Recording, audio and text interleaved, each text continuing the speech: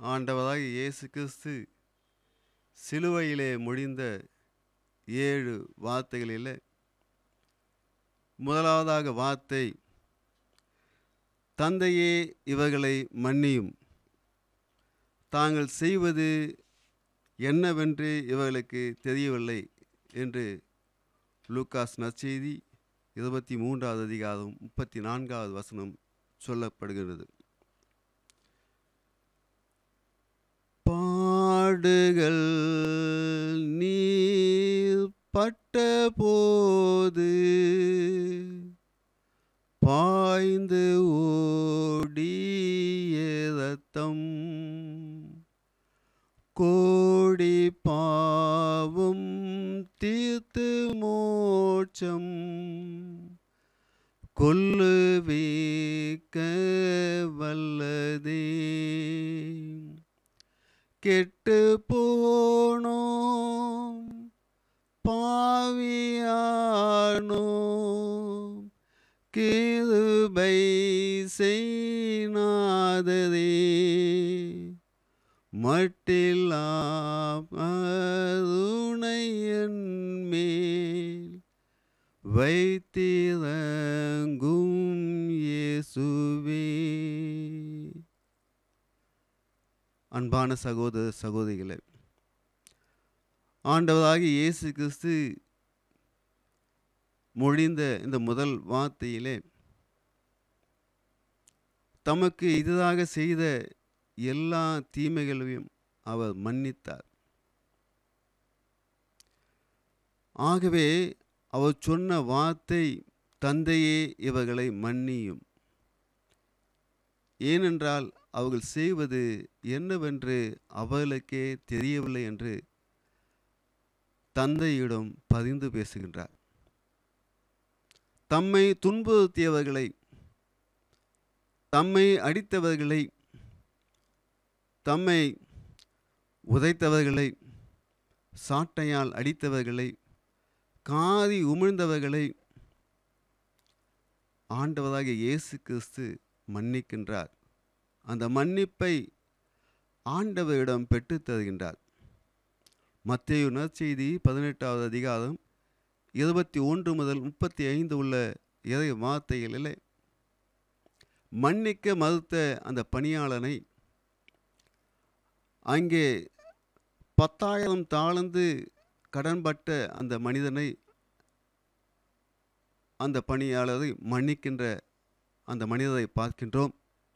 அதே நேரத்திலே அந்த 10,000 தாழ்ந்து கடன்பற்ற அந்த மனிதன் தன்னிடம் 100 தெனாரியம் கடன்பற்ற மனிதனை மன்னிக்க மறுத்து அவனை சிறையிலே அடைக்கின்ற அந்த ஒரு நிலையையும் பார்க்கின்றோம்.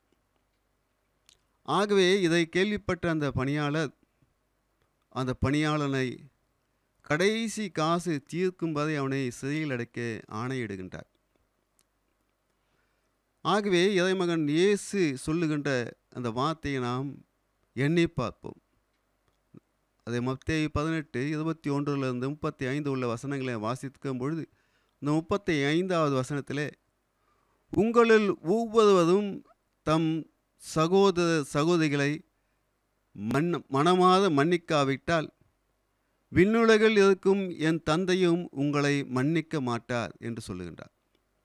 ஆகவே அன்பான சகோதர சகோதரிகளே, நமக்கு எதிராக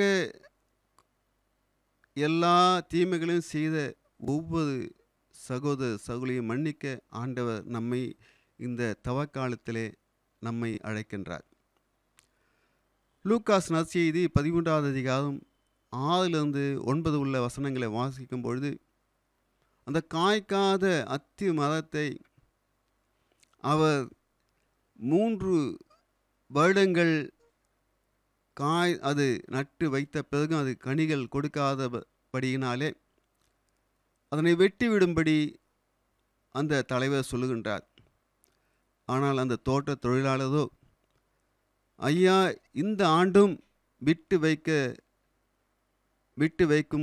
வையும் என்று சொல்லும் பொழுது அதனை கொத்தி எது போடுவார், அது அடுத்த ஆண்டு பயன் கொடுக்கும் என்று சொல்லும் பொழுது அந்த 9வது வசனத்திலே, அடுத்த ஆண்டு கனி கொடுத்தால் சரி, இல்லையானால் இதனை வெட்டிவிடலாம் என்று கூறுகின்றார்.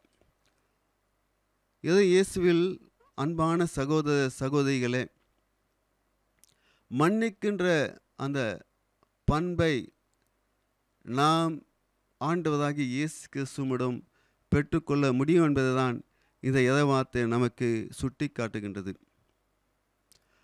லூக்காஸ் 15வது அதிகாரம் 11 முதல் 24 உள்ள இறை வார்த்தையிலே காணாமல் போன அந்த மைந்தனை பற்றி, மகனை பற்றி சொல்லப்பட்டிருக்கின்றது. ஆண்டவராகிய இயேசு கிறிஸ்து இந்த ஓமையை எப்பேற்பட்ட நிலையிலே சொல்லுகின்றார் என்று பார்க்கும் பொழுது, ஒரு தகப்பன் ஒரு மகனை எவ்வாறு மன்னிப்பார் என்பதை இந்த ஓமையின் வாயிலாக வெளிப்படுத்தி காட்டுகின்றார். நம் இறை தந்தை நாம் எப்பொழுது திரும்பி வருவோம் என்பதை கண்ணோக்கி பார்க்கின்றார் என்பதை உணர்த்துவதற்காக தான் இந்த ஓமையை நமக்கு சுட்டி காட்டுகின்றார். அந்த மகன் சொல்லுகின்ற வார்த்தை 19வது வசனத்திலே, 20வது வசனத்திலே, உம் மகன் என தகுதியற்றவன், உம்முடைய கூலியாளாக என்னை வைத்துக்கொள்ளும் என்பேன் என்று சொல்லுகின்றார்.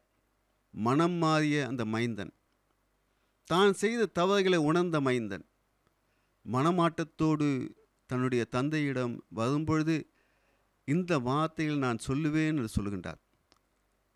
ஆனால் அவர் தூர வந்த பொழுதே அந்த தந்தை அவனை பார்த்து உடனே புறப்பட்டு தம் தந்தையிடம் வரும்பொழுது, தொலையில் வந்து கொண்டிருக்கும் போதே அவர் தந்தை அவரை கண்டு பதிவு கொண்டு ஓடிப்போய் அவரை கட்டித்தழுவி முத்தமிட்டார்.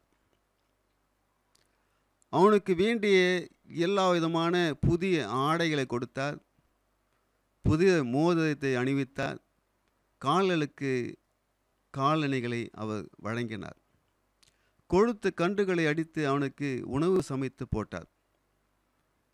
ஆம், அன்பான சகோதர சகோதரிகளே, மனம் மாறி வரக்கூடிய எந்த பாவியையும் ஆண்டவராகிய இயேசு கிறிஸ்து ஏற்றுக்கொள்கிறார் என்பதை தான், இறை தந்தையும் அவனை மன்னித்து ஏற்றுக்கொள்கிறார் என்பதை தான் இந்த இறைவார்த்தை நமக்கு சுட்டி காட்டுகின்றது. திருத்தூத பணிகளில் நாம் பார்க்கின்றோம், 7வது அதிகாரம் 51 முதல் 61 உள்ள இறை வார்த்தைகளிலே, ஸ்தேவானின் அருளையை தலைமைகுருவும் மற்றும் அங்கிருந்தவர்களும் கேட்டுக்கொண்டிருக்கின்றார்கள். அவர்கள் பேசுகின்ற வார்த்தையை பார்த்து அவர் தேவதூதன் போல் இருக்கிறார் என்று அவர்கள் உணர்ந்த பொழுதும் கூட, ஆனாலும் தம்முடைய அந்த தலைமை பதவிக்கும் தம்முடைய நிலைக்கும் அது ஊறு விளைவிக்கும் சொல்லுகின்ற வார்த்தைகள், இறைமகன் இயேசுவை பற்றி சொல்லுகின்ற வார்த்தைகள் ஊறு விளைவிக்கும் என்பதை உணர்ந்தபடியினாலே அவரை கொல்ல துணிகின்றார்கள். ஆகவே அவரை கல்லால் இருந்து கொல்லும் பொழுது அந்த 59, 60 உள்ள வசனங்களில் ஸ்தேவான் இப்படியாக சொல்லுகின்றார், ஆண்டவராகிய இயேசுவே, என் ஆவியை ஏற்றுக்கொள்ளும். பின்பு அந்த வார்த்தை சொன்ன பின்பு முழந்தாள் படியிட்டு உரத்த குரலில், ஆண்டவரே, இந்த பாவத்தை இவர்கள் மேல் சுமத்தாதையும் என்று சொல்லி உயிர் விட்டார் என்று வாசிக்கின்றோம்.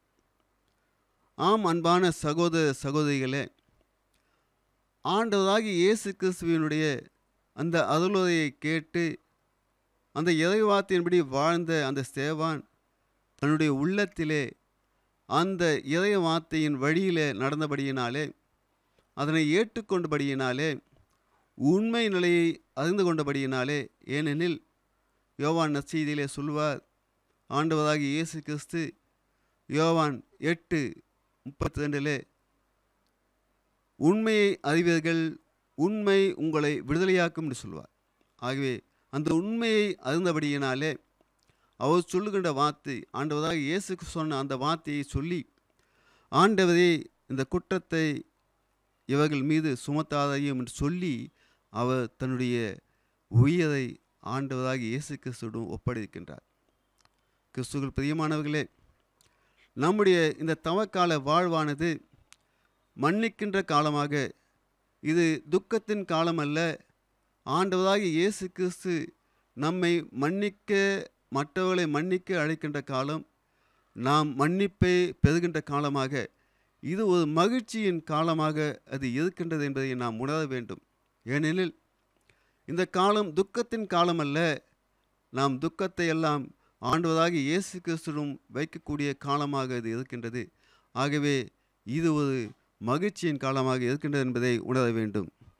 ஆகவே இந்த ஒரு நிலையிலே நாம் ஆண்டவரை ஏற்றுக்கொள்வோம், அவருடைய வழியிலே நடப்போம் என்ற உறுதிமொழியை இந்த தவக்காலத்தில் ஏற்று வழிநடக்க ஆண்டவர் நம்மை வழிநடத்துவார்கள். இயேசுவின் அன்பை மறந்திடுவாயோ, மறந்திடுவாயோ, மனித பண்பிருந்தால் இயேசுவின் அன்பை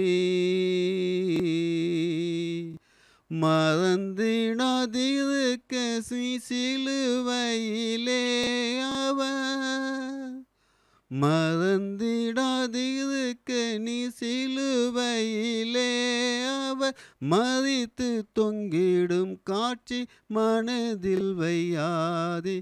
நீ இயேசுவின் அன்பை மறந்திடுவாயோ, மறந்திடுவாயோ, மனித பண்பிருந்தால் இயேசுவின் அன்பை. அளவில் அன்பு, அதிசய அன்பு, ஆழமகலம் நீளம் எல்லை காண அன்பு, களங்குமில்லா அன்பு, கருணை சேரன்பு, களங்கமில்லா அன்பு, கருணை சேரன்பு, கல்வாரி மலை எங்கும் சொல்லிடும் அன்பு. இயேசுவின் அன்பை மறந்திடுவாயோ, மறந்திடுவாயோ, மனித பண்பிருந்தால் இயேசுவின் அன்பை. இயேசுக்கே புகழ், இயேசுக்கே நன்றி.